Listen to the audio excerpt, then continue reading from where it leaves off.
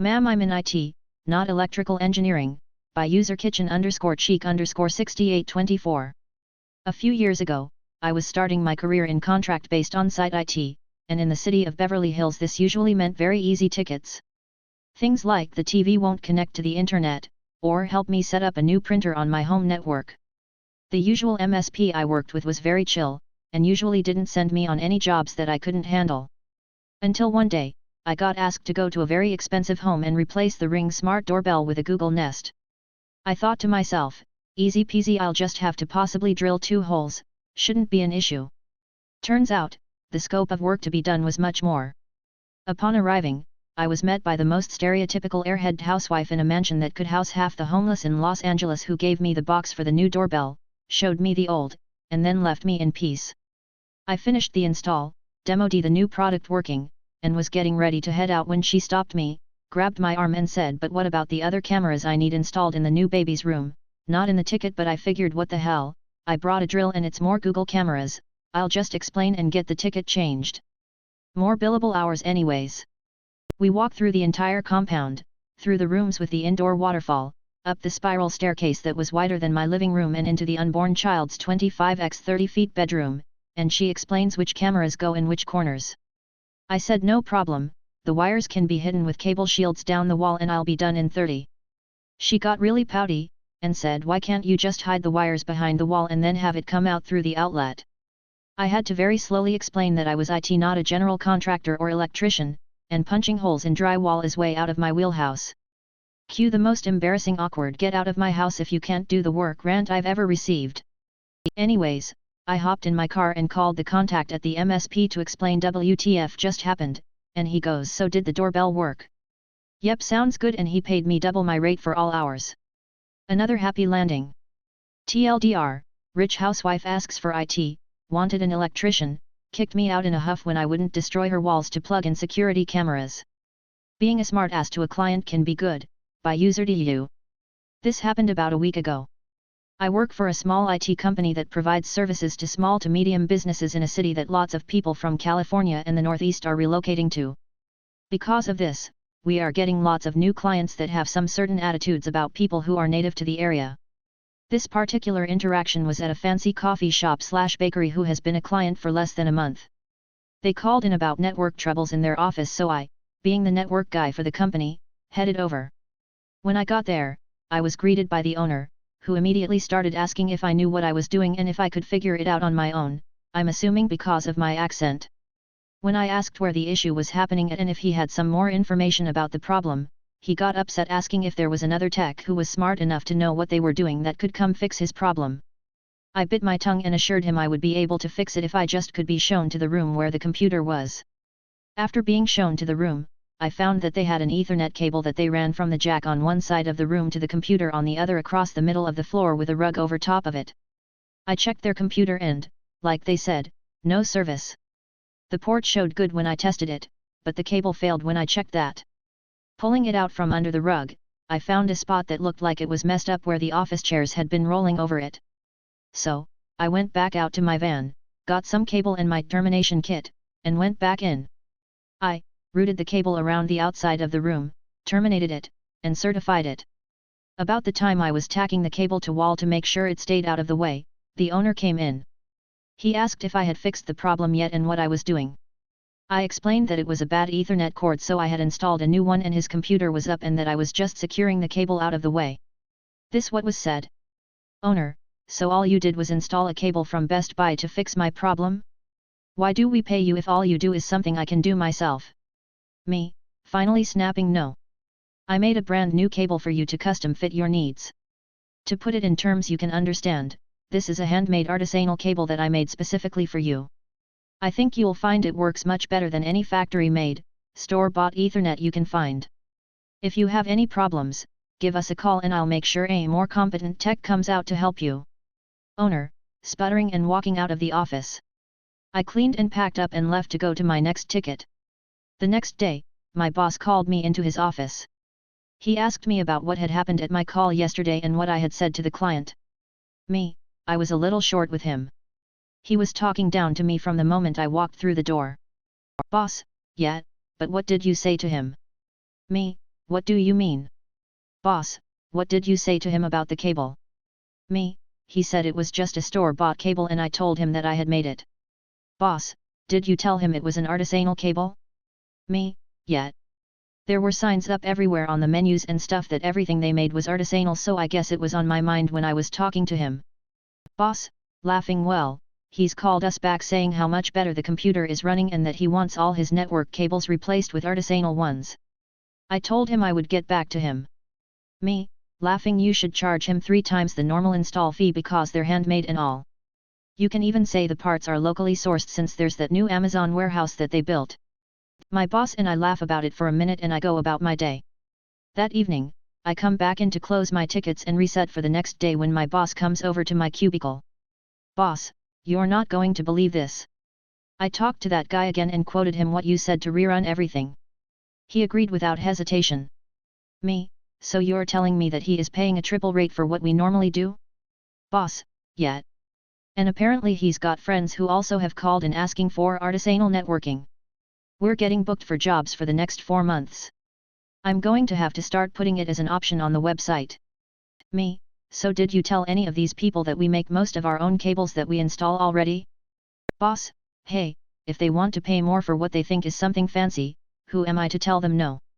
So now I am working jobs for all kinds of transplants that think that we are offering a special service when all we're doing is what we were before but with a new name. TLDR, me snapping at a yuppie client caused by boss to rework part of his business model to get more money for work we are already doing. My ink is too light. Also my printer might be on fire. Fix the ink, by user Thatitha. I work in remote tech support for medical centers. One day, I got this call. C equals client, me equals me. Me, hello, this is OP with company support, thanks for holding. C, my printer is being weird. I sigh internally. Good morning to you too, lady. Me, I'm sorry to hear that. Can I get started with your name and phone number please? We spend a minute going through the motions and I open a ticket. She gives me the info to connect to her computer remotely, and while it's loading I ask for more info on her printer weirdness. See, well, there's 2 issues. First, I literally just replaced the ink with a fresh container, brand new out of the package, but everything is still printing really faint, just like the only ink was before I replaced it. I think it's the computer's fault, and I just wasted money getting new ink when I didn't even need it. Me, that is definitely odd, let me see what the print previews look like. What's the second issue? See, oh, the printer smells kinda weird. I pause. Me, smells weird, how? See, like, smoky or something. Me, smoke like burning? See, yeah, like that. Why does the print preview look clear but it's faded when I print it? At this point, my hands are off the keyboard and instead cradling my forehead. Why me? Me, ma'am, is the printer smoking? See, no, why? Me, if the printer isn't too hot, I need you to unplug it immediately. See, seriously? You're going to tell me to turn it on and off again? As if I haven't already tried that? Seriously? Me, no ma'am, I'm asking you to remove the printer from the power source. Do not turn it back on. See, what, why? How is this supposed to fix the ink? She's full on whining at this point, and I'm trying to figure out how to tell a grown woman that smoke equals fire, and fire equals bad. Me, have you unplugged the printer? See, yes, but why? Me, if you can smell smoke coming from the printer, then my assumption is that the smell must be coming from something inside the printer, yes? The smell of smoke generally comes from things that are burning. If we leave that burning, we risk it spreading to other parts of the printer, including the paper, which is highly flammable. We're currently trying to mitigate the risk of causing a fire. There is a very long pause. Long enough that I have to double check she hasn't hung up on me. See, oh. Me, yet. So. Do you have on-site IT? See, yet, he's just in a meeting. Me, okay, I would recommend having him assess the printer immediately. And if the smell continues or worsens, please keep in mind that your local fire department is likely best equipped to deal with an actual device fire. See, right, okay, sure.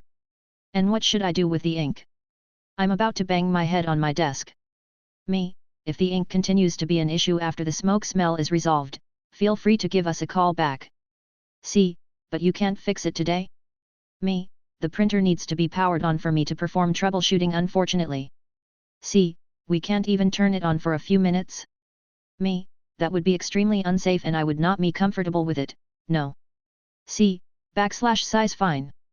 I guess I'll get our IT guy to figure it out. Click. How do people get through life not knowing that smoke equals fire, and fire plus lots paper equals bigger fire? P.S. I checked her account later and she did not, in fact, call back for help with the ink. Why can't you fix the cell reception in the building? By user Legendoff Dav 88. So this happened today. I will refer to HR director as HRD. I received a phone call this morning from HRD. HRD, hello, can you fix the cell reception in the building? No one in HR is able to take or receive calls. Me, unfortunately there is nothing IT can do with cell reception in the building as the towers and infrastructure are not ours and belong to an outside entity. HRD, are you sure you can't do anything? It's just we aren't able to take calls on our personal devices and it's a security risk. Me, again, there's nothing I can do. This building is mostly made of metal and we have several rooms within rooms within rooms and a labyrinth of hallways. I would suggest you contact your cell phone carrier and let them know. HRD, but it's several different carriers that don't have reception in our building. Can you contact them? Me, no, unfortunately I cannot contact the cell carriers on your behalf. This is out of the scope of IT. HRD, well, I feel like this is something IT can fix, so is there someone in your department I can contact? Me, I suppose you can email the director of IT, knowing full well they will be told the same thing I just told them, and ask them. There were a few long pauses of me not saying anything because I didn't know how to respond. I have to deal with this person daily and it's such a struggle. This person has absolutely no common sense whatsoever, which is probably why they have that job title. Edit. Forgot to add that they were telling me this from their office on their personal cell phone. And then my brain started making random associations. By user want Debian thinks. User says she cannot print. There were network issues at her site yesterday, but they're all up now. Everyone else can print, even to the printers she's trying to print to. Uptime is less than 90 minutes, so I start everything else, printer troubleshooter, which mentions network issues. I cannot ping the printer either, which I note has an IPv6 address. Odd, but I'm new here, so maybe not unexpected. Remove and re-add the printer, went off without issue, release and renew, flushed, rerun the printer troubleshooter, nothing new. Restart printer spooler service, restart server service, stop print spooler, clear the spooler, start the spooler, nothing. My boss walks in and out, give him the short version.